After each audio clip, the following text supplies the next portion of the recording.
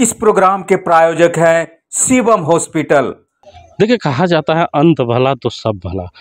सुबह से ही दादा की जो यात्रा है वो अब उनके गांव पहुंच चुका है, जहां पर दादा को मुख अग्नि दिया जाएगा, दाह संस्कार होगा, जिसकी तैयारी चल रही है। आप देख ले, यहाँ पर कई जो बड़े दिग्गज नेता हैं वो भी पहुंच चुके हैं। जिला प्रशासन भी अपनी तैयारी कर रहा है। शर्मा जी, सुना कि 5 बजे के बाद, मतलब कि सूर्य अस्त से पहले ही उन्हें सलामी पड़ेगी, क्या ऐसा कोई?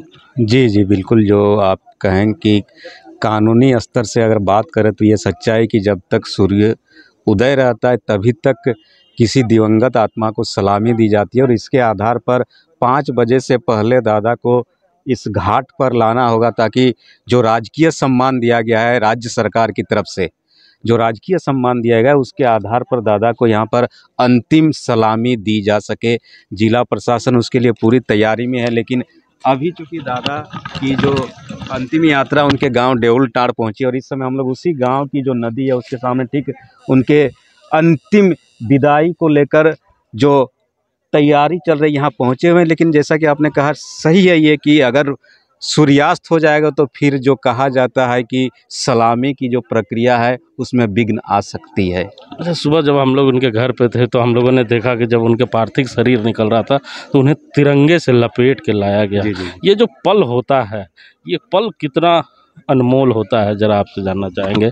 और जो युवा पीढ़ी के नेता हैं उन्हें क्या संदेश दे जाता है? बिल्कुल, यही तो, इस तिरंगे से लिपटने के लिए ही तो हिमांशु जी, इस देश के एक एक युवा, एक एक नौजवान, एक एक समाजसेवी, एक एक राजनेता लालायित रहते हैं कि जिस देश के तिरंगे को सलामी देकर शान, आन बान, गौरव महसूस करते थे, अंत समय में जब किसी भी व्यक्ति की विदाई हो तो उस तिरंगे से उनको सबको लपेटा जाए, उनके शरीर को लपेटा जाए, और ये बताया जाए कि हिंदुस्तान की सेवा में हमने जो भी थोड़ा पल दिया है इस देश को, उस देश ने भी मुझे अपने सबसे शान वाले ध्वज में लपेटकर तट तक पहुंचाया है, जहां पर मुझे अंतिम विदाई दी जा रही है। अच्छा, ये जो नदी है गवई नदी, ये दादा को काफ़ी पसंद था। सुनते हैं कि बचपन में इसी जगह पे वो नहाया करते थे। आज इसी नदी के किनारे वो अंत भी आज उनका हो जाएगा। जी बिल्कुल, अंतिम क्रियाक्रम यहीं पर जाकर दाह संस्कार उनका होने जा रहा है, क्योंकि उनकी जो धर्मपत्नी थी उनका भी अंतिम दाह संस्कार इसी गोय नदी के तट पर हुआ था।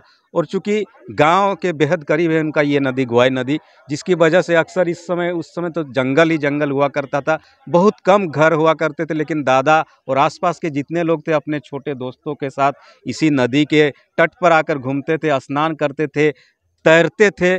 उस याद को एक बार फिर अंतिम तौर पर लोगों को यहाँ पर उनको विदाई देने के लिए धीरे धीरे लोग यहाँ इकट्ठा हुए, और थोड़ी देर में दादा का पार्थिव शरीर भी यहाँ पहुँचने वाला है। हिमांशु जी, तो सुना ना आपने, यही वो जगह है जहाँ पर दादा का पार्थिव शरीर थोड़ी देर में आएगा। जिला प्रशासन भी अपनी ओर से पूरी तरह मौजूद है।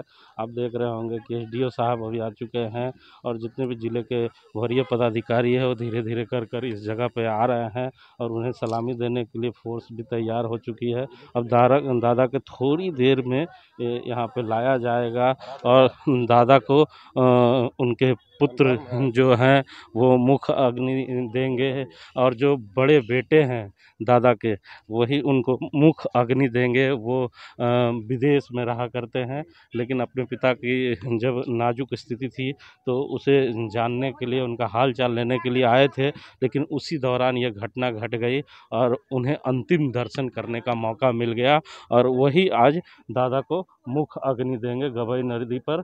आप देखिए, दादा का जो मुख अग्नि देने का जगह है उसे बनाया जा रहा है, और तमाम लोग अब दादा का इंतजार कर रहे हैं।